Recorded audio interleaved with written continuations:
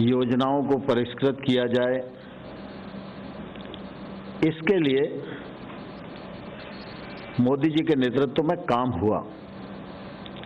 आप सबको मालूम है कि 2014 से पहले सभी पत्रकारगण यहाँ मौजूद हैं, यूरिया की सीजन पर भयानक किल्लत होती थी और जब यूरिया की जरूरत राज्य को होती थी उस समय मुख्यमंत्री डेरा डालकर दिल्ली में बैठते थे कि हमको पर्याप्त मात्रा में यूरिया मिल जाए। यूरिया की कालाबाजारी होती थी और देश के अनेक स्थानों पर पुलिस लगाकर यूरिया बांटने का काम किया जाता था। कई बार ऐसी घटनाएं भी आती थी कि रेलवे स्टेशन से यूरिया लूट लिया गया, बीच में कोई यूरिया का ट्रक जा रहा था उसको रोक लिया, क्योंकि लोगों को ये रहता था कि अगर ये सामने से निकल गया तो यूरिया नहीं मिलेगा।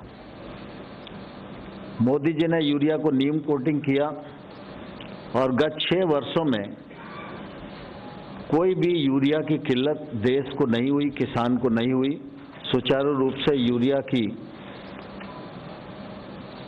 पर्याप्त मात्रा में आपूर्ति होती रही और इसलिए ऐसे तमाम सारे विषय हैं जिनको 6 साल में किया गया, मैं उनको आपके सामने रख सकता हूं। लेकिन सारे विषयों को करते करते करते करते इस बात की देश को अपेक्षा थी कि कानूनों के माध्यम से भी हमको कृषि के क्षेत्र को आगे बढ़ाने की आवश्यकता है और इस मामले में पहले अनेक बार सरकारों के माध्यम से, कमीशन के माध्यम से, स्वामीनाथन साहब जैसे विद्वानों के माध्यम से ये रिकमेंडेशन की जाती रही। ये कानून आए तो इन कानूनों के माध्यम से सरकार की ये कोशिश थी कि किसान मंडी की जंजीरों से मुक्त हो और मंडी की परिधि के बाहर वह अपना माल किसी को भी कहीं भी और अपनी मनचाही कीमत पर बेचने के लिए स्वतंत्र हो। ये कानून में प्रावधान किया गया। मंडी परिधि के बाहर जो ट्रेड होगा उस पर कोई टैक्स नहीं लगेगा। अब स्वाभाविक रूप से किसान को बेचने की स्वतंत्रता मिल जाए, बिना टैक्स के खरीद फरोख्त हो, इसमें किसी को क्या आपत्ति हो सकती है। अभी कोई भी कानून इस बात को प्रावधानित नहीं करता कि 3 दिन के भीतर उसके उपज का कीमत बेचने के बाद उसको भुगतान हो जाएगा, लेकिन इस कानून में इस प्रकार का प्रावधान किया गया।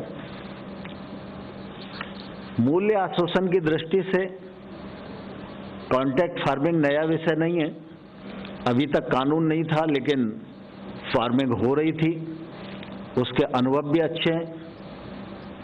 हम लोगों को लगता था कानूनी प्लेटफॉर्म देंगे, इसका फायदा लोग अच्छे से उठाएंगे, किसान महंगी फसलों की ओर आकर्षित होगा, नई टेक्नोलॉजी से जुड़ेगा, अपनी जोखिम को प्रोसेस पर ट्रांसफर करने में सफल होगा, बुआई के समय उसको मूल्य की गारंटी मिल जाएगी और किसान को और किसान की भूमि को कानून में पूरी तरह से सुरक्षा देने का प्रबंध किया गया।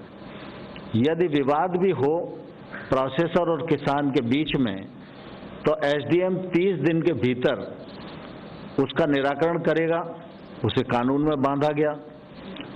और साथ ही साथ यह भी कानून में प्रावधान किया गया कि निर्णय अगर कभी किसान के विरुद्ध भी जाता है तो उससे वसूली सिर्फ आदान की कीमत की हो सकती है, उसके अतिरिक्त नहीं हो सकती और उसकी वसूली का कोई भी निर्देश एसडीएम के द्वारा किसान की भूमि के विरुद्ध नहीं होगा।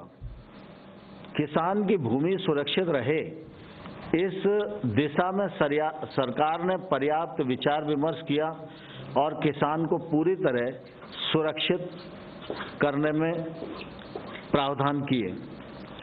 लेकिन आप सबको ध्यान है कि ये कानून का देश भर में स्वागत हुआ और देश भर में एक नई उत्साह और उमंग के साथ लोग काम करने के लिए आए और बीच में कई ऐसे भी उदाहरण हम सब लोगों के सामने आए हैं कि अगर भुगतान का विषय आया तो इस नए कानून के अंतर्गत महाराष्ट्र के किसान का बड़वानी मध्य प्रदेश का जिला है, वहाँ एसडीएम ने इस कानून के अंतर्गत तत्काल भुगतान कराया।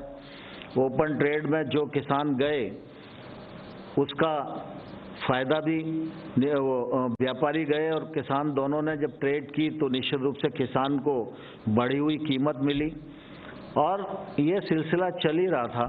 लेकिन बीच में इन विषयों को लेकर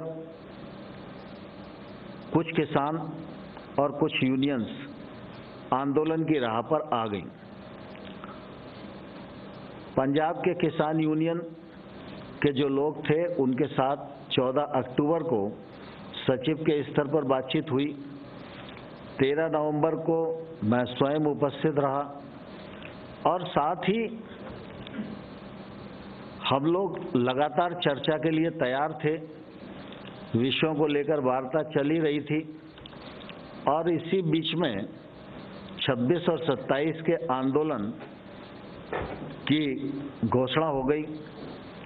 फिर हम लोगों ने 3 दिसंबर की बातचीत का निमंत्रण किसान यूनियन को भेजा। चूंकि किसान आ चुके थे, रास्ता बाधित था, ठंड का मौसम था, कोविड का भी संकट था और इसलिए सोचा गया कि वार्ता जल्दी करनी चाहिए।